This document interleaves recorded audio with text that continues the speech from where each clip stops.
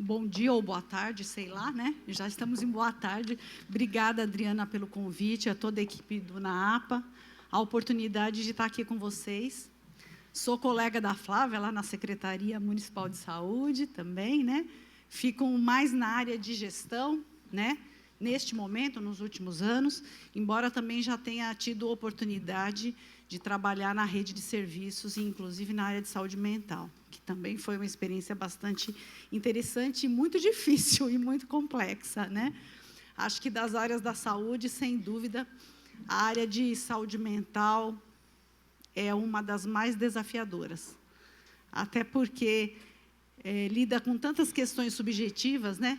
Em que a gente não tem uma intervenção assim mais concreta, uma tecnologia mais concreta para lidar e precisa usar coisas mais complexas e mais difíceis para nós profissionais, né?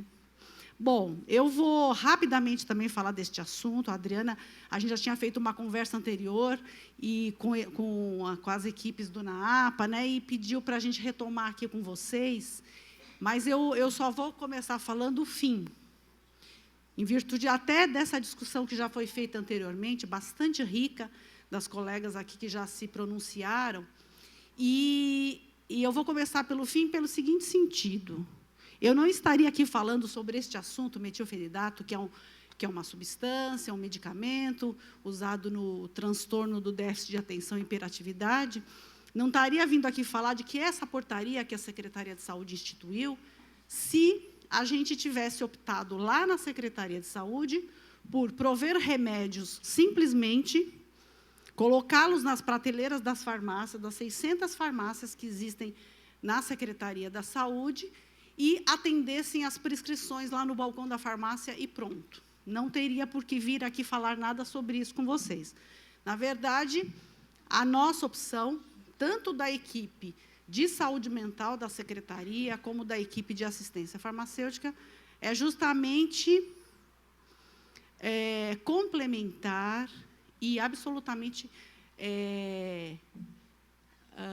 em acordo, né, com o que as pessoas anteriormente já se colocaram aqui, que é o fato de a gente ficar insatisfeito com coisas que podem ser diferentes do jeito que estão, certo? Então, para prescrever um medicamento, seja ele qual for, todos nós sabemos que basta uma prescrição médica, ou uma prescrição de um cirurgião dentista, ou até, em alguns casos, prescrição de enfermeiro, para que um remédio possa ser utilizado. Mas, na verdade, o que está por trás de tudo isso? Está por trás de tudo isso a preocupação pelo uso do que a gente faz com os medicamentos na nossa sociedade, aqui mais na nossa discussão aqui, mais específica na nossa cidade e mais específica ainda com as nossas crianças, né? Então, desde 2007, a gente, quando a Secretaria, quando a gente resolveu colocar à disposição esse medicamento, que tem por nome, a substância se chama metilfenidato, mas o nome comercial mais comum que a gente fala é a Ritalina, né? Que aí, o nome Ritalina, as pessoas sabem do que estamos falando, né? Mas essa substância, metilfenidato, quando entrou na lista da Secretaria Municipal de Saúde em 2007, mais ou menos, 2006, 2007, por a gente entender que, em algumas situações muito específicas, algumas crianças e adolescentes, por um tempo bem determinado, pudessem se beneficiar dessa tecnologia para conseguir algum controle das manifestações clínicas que essas crianças poderiam estar apresentando, a gente resolveu incluir essa substância, e por ser um produto muito controverso na literatura científica, quer dizer, por haver correntes de pensamento e correntes de estudo que colocam que, embora pode ter alguns ganhos, também a gente pode ter muitos prejuízos com o uso desse tipo de medicamento, a gente teve, na época, o cuidado de não simplesmente prover o remédio, mas criar algum mecanismo factível a partir da realidade que a Secretaria de Saúde tem, que também é bastante limitada e bastante frágil ainda, e com milhões de problemas, como tem a área de educação, mas que a gente pudesse fazer alguma coisa que não fosse simplesmente colocar o tal remédio nas prateleiras das farmácias, certo? Então, na época, a gente fez um protocolo clínico, que a gente chama, um guideline, uma diretriz clínica, que pudesse dizer como o remédio deveria ser usado e em que circunstâncias. Eu não vou me ater a essa história, porque seria muito cansativo e acho que não há necessidade. A gente criou um checklist, vamos dizer assim, baseado numa literatura americana, em que a criança, para poder receber esse remédio na nossa secretaria, teria que ter avaliado vários graus de comportamento, tanto escolar, quanto familiar e social, para que, numa pontuação, se definisse se poderia usar o remédio ou não. A partir, é claro, de uma decisão da equipe de saúde, envolvendo o psiquiatra, ou o pediatra, ou o clínico que estivesse acompanhando essa criança ou esse adolescente. Vivemos isso há alguns anos, até o ano passado, ano retrasado, mas, na verdade, em 2013, isso durou alguns anos, e a gente foi fazendo uma análise se esse protocolo clínico que a gente tinha instituído era suficiente para dar conta daquela nossa vontade, vamos dizer assim, né, sendo bastante simplista, de fazer com que o uso desse remédio, de fato, trouxesse mais benefícios que riscos para as crianças aqui da nossa cidade, certo? Por volta, só para vocês terem uma ideia assim, de número, isso gira em torno de 700, 800, até 1.000 crianças na cidade que a Secretaria de Saúde estaria provendo esse medicamento. Em 2013, então, nós fomos, junto com a equipe de saúde mental e com várias pessoas, consultores externos à secretaria, reestudar essa questão. Ou seja, o que o mundo está fazendo com isso, né? Quais são os protocolos clínicos que existem hoje, né, que aderem ou não ao uso desse fármaco? O que a gente pode fazer diferente do que a gente vem fazendo, já que nossa avaliação é que, embora exista um protocolo desde 2007, a gente parece que não está atingindo o nosso objetivo, que é usar isso de forma racional. Estava havendo um aumento de consumo, e isso é só um sinal, é claro, né? Porque, muitas vezes, o aumento de consumo de um remédio não quer dizer que ele está sendo mal utilizado, quer dizer que a gente precisa olhar e analisar o que quer dizer esse aumento de consumo? Estamos diagnosticando melhor? Por isso estamos usando mais essa tecnologia ou não? Quer dizer, tem que parar para pensar no que está por trás desse dado de consumo. Mas, ao mesmo tempo, além dos dados da secretaria, começaram a haver publicações muito interessantes, inclusive no Brasil, que tem muito pouco coisa publicada, mas começou a aparecer dados de avaliação do Brasil, fora da cidade de São Paulo, mostrando que esse aumento vertiginoso do consumo deste medicamento no Brasil e no mundo era algo preocupante, né? Então, vamos mais uma vez nos debruçar sobre isso e avaliar o que estamos fazendo. E aí, então, partimos para uma série de reuniões técnicas, né, para a gente rever nossa conduta e pensar em outras formas com as poucas ferramentas que temos na secretaria, né? Eu acho que a Flávia já falou da questão dos CAPs infantis, da limitação que temos de equipes, né? E alguém aqui também já falou, o pessoal lá da educação olha as equipes de saúde nos seus microterritórios e sabe das inúmeras dificuldades e defasagens, né? Mas com o que a gente tem no momento, é bem isso que a Flávia coloca, quer dizer, eu entendo assim também. Com o que a gente tem no momento, o que dá para fazer de melhor na situação que temos? E vamos andando para frente, porque a situação paralisante é a pior de todas. Ou a situação de se colocar como não tenho nada a fazer, já pude fazer o que eu podia, já fiz o meu melhor e ponto final, também não satisfaz, né? Então, vamos tentar repensar isso. E fomos, de novo, conversar com esses vários atores e, ao invés de adotar um protocolo americano, como a gente adotou em 2007, que era a pontuação de tudo que a criança vinha apresentando de sinais e sintomas, para decidir se usa o remédio ou não, pensamos em fazer algo um pouco mais, vamos dizer assim, discutir o caso, vamos falar dessa forma, ou seja, vamos discutir caso a caso, com a visão sempre multiprofissional, ou seja, tanto da equipe da escola e da saúde, né, e da família, inclusive, é lógico, né, o que dá para fazer, né, o que a gente precisa fazer para ter um diagnóstico mais preciso e tomar uma decisão mais embasada se vai ajudar usar um remédio, um psicoestimulante como esse, no sofrimento que essa criança está apresentando, né? Por isso que a gente partiu, então, para... agora, eu vou fazer um parênteses para vocês entenderem a rotina que a gente estabeleceu desde o ano passado.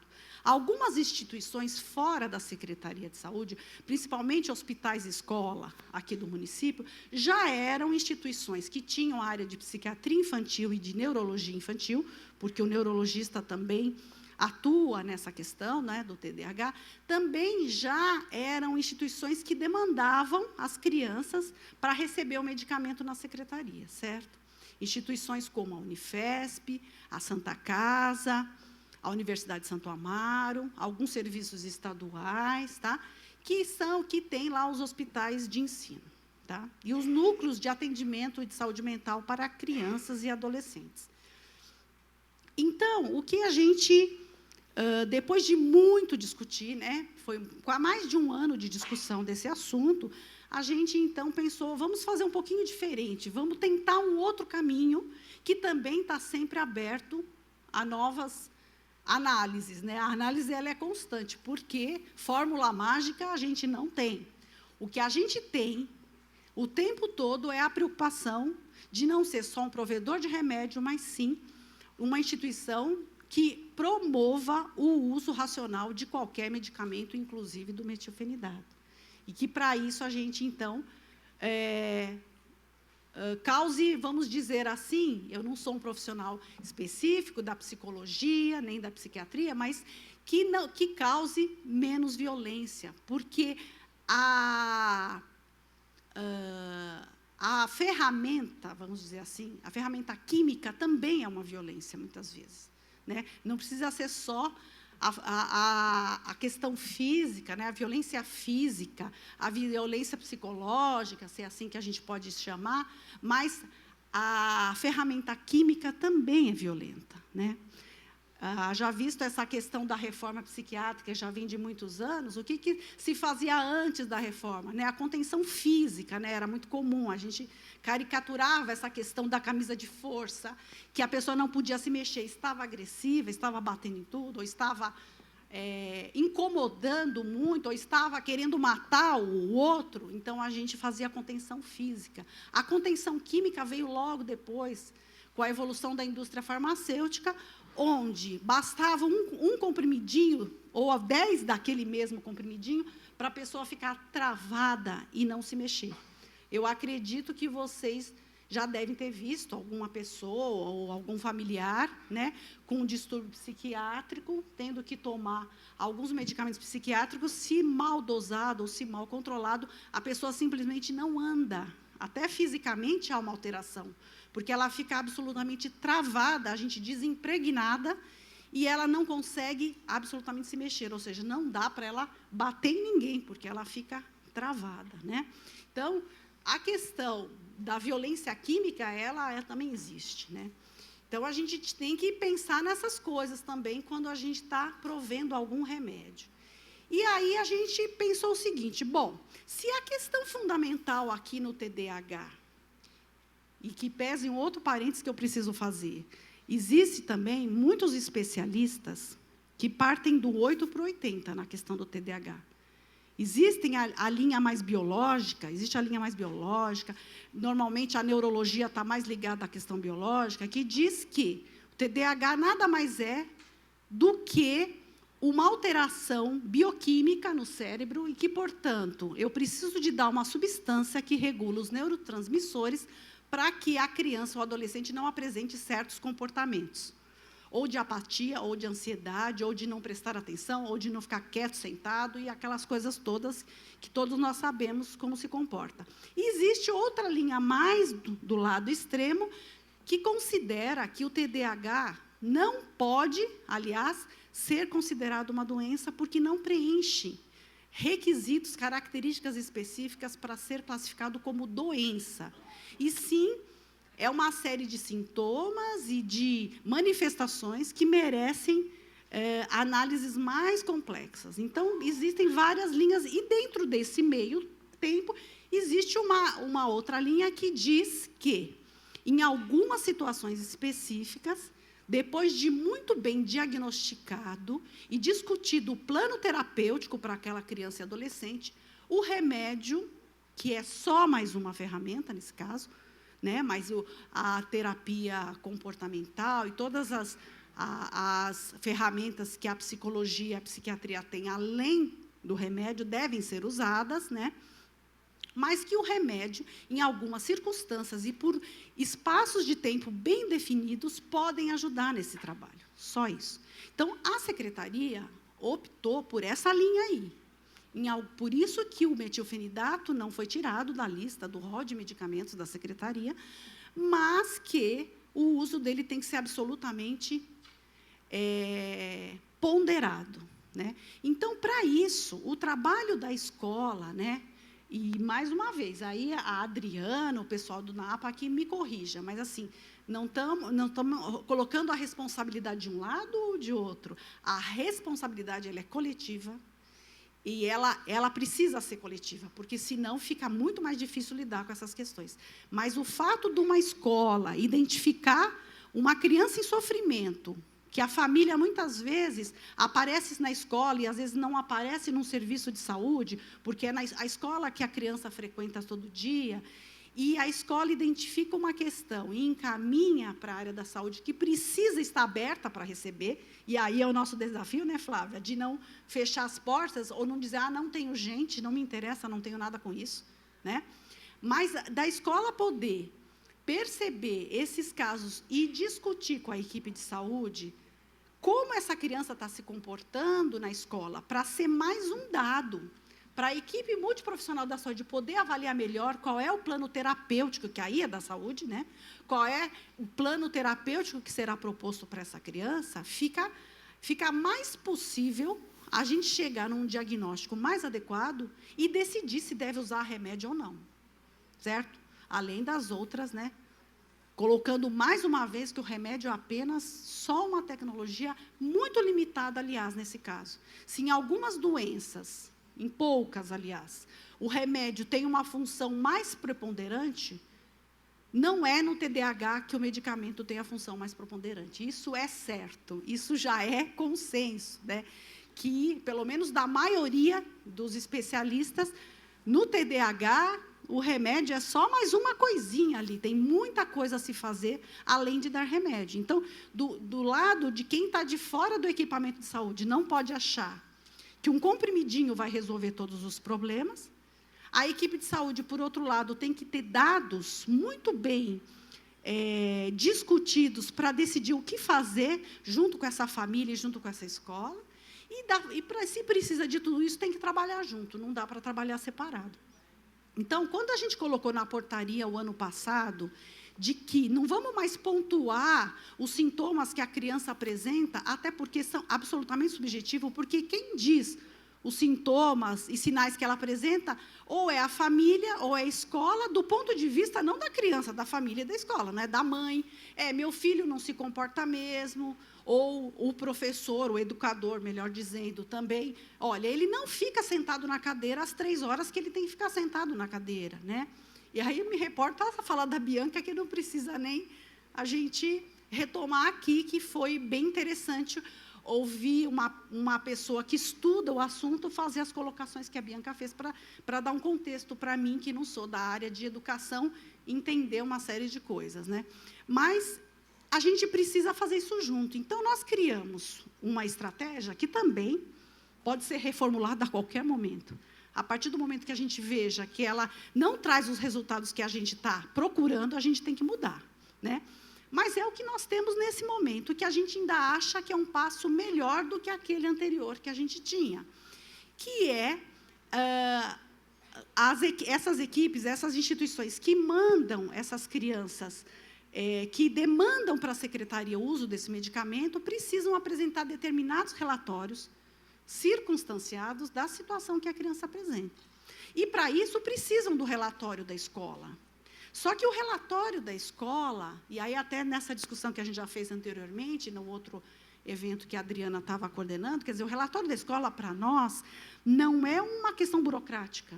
Não há ninguém na Secretaria de Saúde que vai bater um carimbo, ok, mandou o relatório, né? Na verdade, o que vale é o que está escrito ali dentro, né? Qual é o olhar desse educador, o que ele percebe dessa criança, sem juízo de valores, sem ter a responsabilidade de diagnosticar nada, né? Ele não precisa dizer assim, olha, esta criança tem déficit de atenção. Não, esta criança tem um sofrimento, que eu percebo, que a família relata, que na sala de aula, ou seja, em todos os momentos, né, que a criança e os educadores estão vivendo lá na escola, em atividades, sei lá, atividades culturais, aí vocês sabem bem melhor do que eu não sei definir isso, mas, enfim, que situações são percebidas de que há algum sofrimento ali, né, muito aparente, ou também, talvez nem tanto aparente, de que essa criança precisa de um cuidado especial naquele momento. Então, esses relatórios, eles precisam chegar com esse olhar do educador, para que a equipe multiprofissional lá do CAPES, ou das assessorias técnicas, das coordenadorias e supervisões de saúde que nós temos, assessorias técnicas de saúde mental, possam analisar cada caso e tomar uma decisão, né, do que fazer naquele plano terapêutico específico, tá? Recebemos, do ano passado para cá, daqui a pouco vai fazer quase um ano, a portaria foi publicada em julho do ano passado, se eu não me engano. Eu nem guardo o nome da portaria, mas, enfim, eu acho que a Adriana, acho que passou, né, o arquivo. Mas daqui a pouco vai fazer um ano, e a gente recebeu, muito interessante, porque do mesmo jeito que o TDAH vai do 8 para 80, as críticas positivas e negativas também foram do 8 para 80. Por que será, né? Então, ao mesmo tempo que muitas instituições do país, Sociedade Brasileira de Psiquiatria, muitas entidades, né, Sociedade Brasileira de TDAH, coisas desse tipo, se manifestaram na imprensa, inclusive, né, o nosso secretário queria matar nós num determinado momento, porque ele falava assim, o que vocês inventaram que causou tanta polêmica e que eu tenho que ficar indo na imprensa explicar. Mas, na verdade, foi muito bom, porque aí a discussão ficou bem rica, né? Mas difícil, porque, assim, tem instituições que entendem que, se tem um médico prescrevendo, dá-se o remédio e pronto, e não se questiona. Nós não partimos desse pressuposto. Nós batemos de frente com esse pressuposto, principalmente num caso como esse, né? É claro que o médico é o prescritor legalmente habilitado para aquela ação. Mas, em nenhum protocolo do mundo, em países que a gente pode dizer que estão avançados nessa discussão, se faz dessa forma. E por que nós vamos nos sujeitar a fazer dessa forma? Por outro lado, também recebemos apoio de muitas instituições importantes também no Brasil, dizendo que essa iniciativa, por mais difícil que seja, ela também avança bastante, porque nosso município, ele, pela complexidade que nós temos, eu acho que na educação isso também acontece, ele acaba sendo um pouco uma vitrine para os outros municípios do país, né? Tudo que a gente faz aqui tem uma certa repercussão nacional. Então, a partir daí, tiveram outros municípios, apesar que já tinha município com uma discussão bastante encaminhada disso, a própria cidade de Campinas foi um exemplo para que a gente adotasse algumas condutas aqui em São Paulo. Campinas já tem um núcleo avançado nessa discussão, mas outros municípios também estão começando a fazer coisas dessa natureza, ou seja, se é controverso, vamos trabalhar junto, vamos colher dados juntos sobre o sofrimento dessa criança e vamos pensar junto, e aí talvez podemos dizer que esse é um pequeno exemplo do que seja trabalhar em rede, como a Flávia colocou, embora isso seja também bastante difícil, porque nós estamos aprendendo também, estamos falando de rede de atenção à saúde nos últimos anos no SUS, e não tem muita coisa escrita, mas praticar isso é ainda um desafio e vai ser por muitos anos ainda, mas a ideia é a gente poder colher dados, a equipe multiprofissional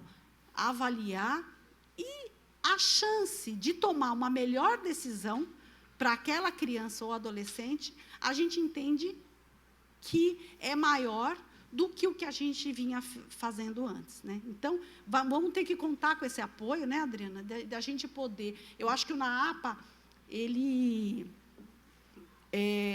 esse trabalho que o NAAPA está articulando, embora bastante novo também, né, pelo que eu pude aprender, mas, assim, ele vai estar muito relacionado também às questões que nós, da Secretaria da Saúde, estamos fazendo, né? E, com certeza, o sofrimento mental, ele é o mais difícil, eu ainda acho o mais difícil de lidar, porque se a criança apresenta uma outra doença, um diabetes, o que for, a gente tem algumas ferramentas mais óbvias para lidar com isso do que com o sofrimento mental. Então, a gente vai ter que trabalhar mais junto para achar esse caminho. Então, era basicamente isso que eu queria falar.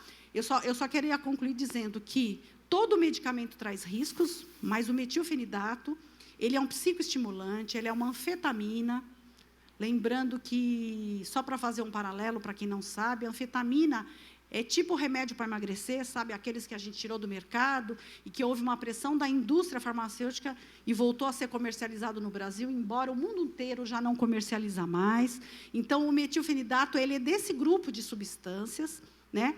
Ele pode ajudar a modular alguns comportamentos, mas ele tem efeitos adversos sérios em algumas circunstâncias, né? Como alteração de apetite, alteração de sono, alterações cardiovasculares, alterações neurológicas, que para uma criança ou um adolescente que está em desenvolvimento, isso não é brincadeira. Então, a gente tem que tomar o cuidado para não cometer mais violência. É essa a ideia, tá?